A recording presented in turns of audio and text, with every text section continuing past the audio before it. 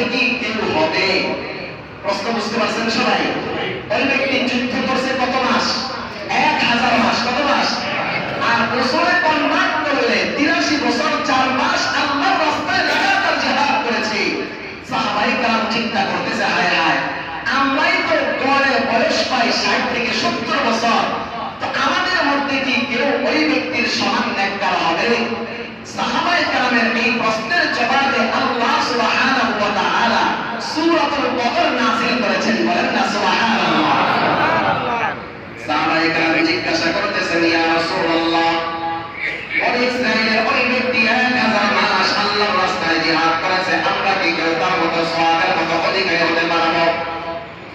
আল্লাহ সুবহানাহু ওয়া তাআলা সাথে সাথে সূরাতুল বদর নাযিল করেছেন। আল্লাহ তাআলা জিবরাইলকে পাঠিয়ে দিয়েছেন।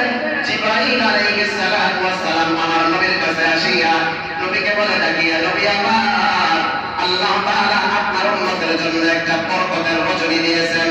ইন্না আনজালনাহু ফি লাইলাতিল কদর ওয়া মা আদরাকা মা লাইলাতুল কদর লাইলাতুল কদরি খায়রুম মিন আলফি শাহর তানাজ্জালুল মালাইকাতু ওয়ার-রূহু ফীহা বিইذনি রাব্বিহিম মিন কুল্লি আমর সালামুন হিয়া হাত্তা মাতলাইল ফাজর।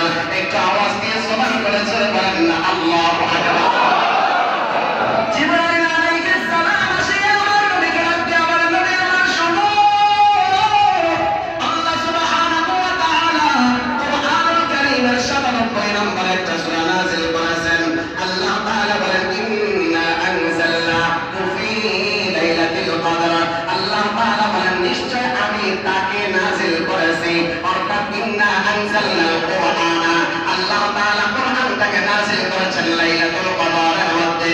মুফাসসিরিনে কেরাম লেখেন, আল্লাহ সুবহানাহু ওয়া তাআলা কুরআনটাকে সর্বপ্রথম লৌহে মাহফুজের মধ্যে রেখেছেন। লৌহে মাহফুজ থেকে আমার আল্লাহ কদরের রজনীতে এই কুরআনটাকে নিচের আসমানে এনে রেখেছেন। এই নিচের আসমান থেকে আপনার আমার নবীর উপর, আপনার আমার নবীর নবুয়তের 23 বছর জিন্দেগিতে